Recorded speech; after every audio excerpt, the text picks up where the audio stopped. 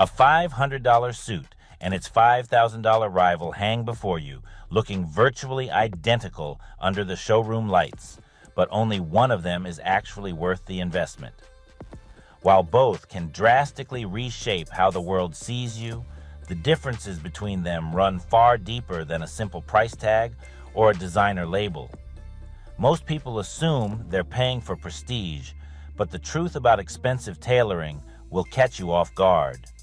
We're pulling back the curtain on a silent, invisible battle happening beneath that wool, a war between centuries-old craftsmanship and the cold, calculated corners of modern corporate greed. If you don't know how to spot the ghost inside the fabric, you aren't just buying a suit.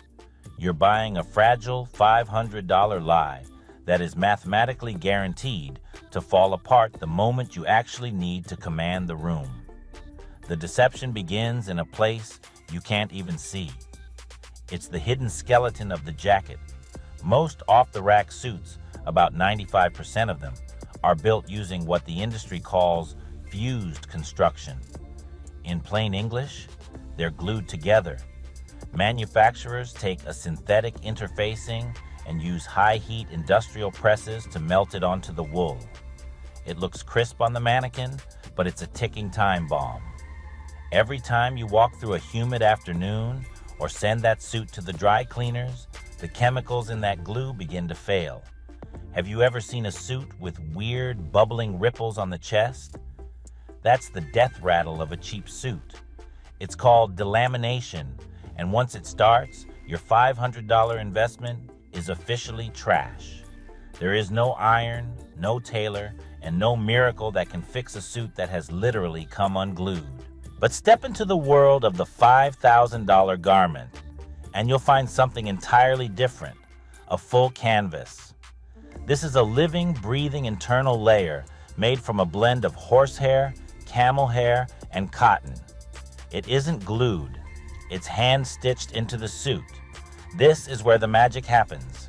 Because these are natural fibers, the canvas has a memory.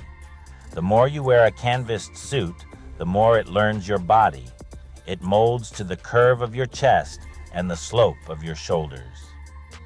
A fused suit is a cage. A canvas suit is a second skin. 10 years from now, that cheap suit will be in a landfill, but the canvased masterpiece will actually fit you better than the day you bought it. It's the difference between a house built on a foundation of sand versus one carved into solid granite. Now, let's talk about the super numbers, the ultimate trap for the uninformed buyer. You see the labels. Super 100s, 100s and 50s, even 200s and 20s. Most men walk into a store and think higher number equals higher quality. The industry loves that you think that. Those numbers refer to the fineness of the wool fibers, and while a Super 200 feels like sliding into a cloud of silk, it is a nightmare to own. These fibers are so thin, they are practically microscopic, which makes them incredibly fragile. There are horror stories of men buying a $3,000 suit in Super 160S wool, only to have the sleeve rip open like wet paper because it caught on a door handle. If you're a billionaire attending a gala once a year, buy the 200s. If you're a man who actually has to move, sit in a car, or work for a living, you're being scammed. The true sweet spot for durability and luxury is the 120S or 130S. But the big brands will never tell you that because they want you to pay the premium for the fragile status symbol. But here is where the story gets dark, the Made in Italy scandal. We've been conditioned to believe that an Italian label is a guarantee of artisanal perfection. But a shocking investigation pulled back the curtain on a world of exploitation that would make your skin crawl. In industrial hubs like Prato, investigators found luxury subcontractors forcing workers to sleep on site in squalid conditions just to keep the machines running 24 hours a day. Safety guards were physically removed from machines to shave seconds off production times. Some of these luxury items, retailing for thousands of dollars, were being produced for as little as $53. Because of legal loopholes, as long as the final touches happen in Italy, they can slap that prestigious label on the neck. You think you're paying for a Tuscan artisan with generations of experience, but you might actually be funding a shadow factory that cares more about margins than human life. Contrast that with the brutal monastic life of a Savile Row apprentice in London. To become a master cutter on the Row, you have to survive a 4 to 6 year apprenticeship.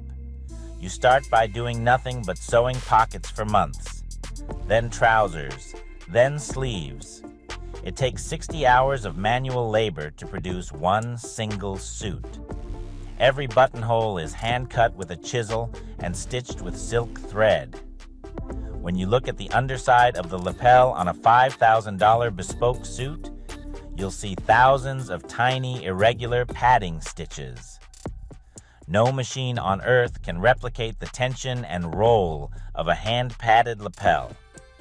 It's why an expensive suit looks three-dimensional, while a cheap one looks flat and lifeless. And yet, despite all that craftsmanship, people still manage to look terrible in expensive clothes. Enter the Zuckerberg effect.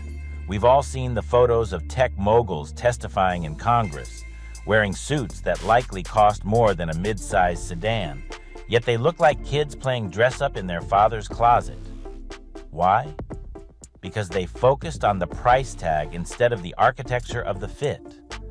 A $500 suit that has been meticulously tailored to your specific proportions will always look more powerful than a $5,000 Brioni that hasn't been touched.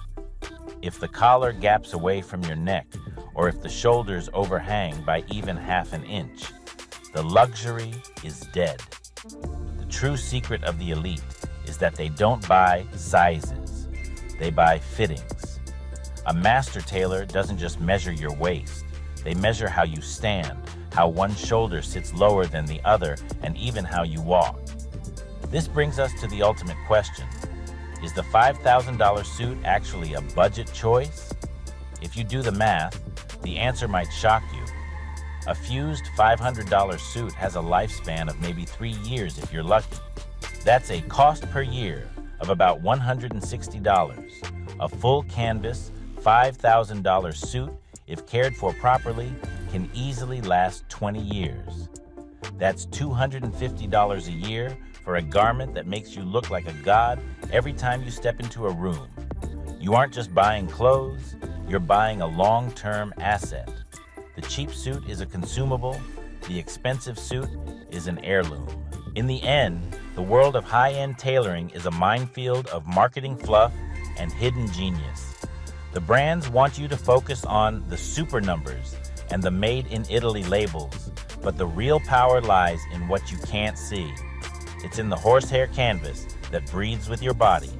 It's in the hand-stitched armholes that allow you to reach for a glass of water without your entire jacket riding up to your ears. And most importantly, it's in the honesty of the construction. In an era of fast fashion and disposable luxury, the ultimate flex isn't the price, it's the knowledge. When you know how to perform the pinch test on a chest piece or how to spot a hand-sewn buttonhole, you stop being a consumer and start being a connoisseur. Because at the end of the day, a suit is more than just fabric and thread. It's your armor. And you should never go to war in a suit that's held together by glue.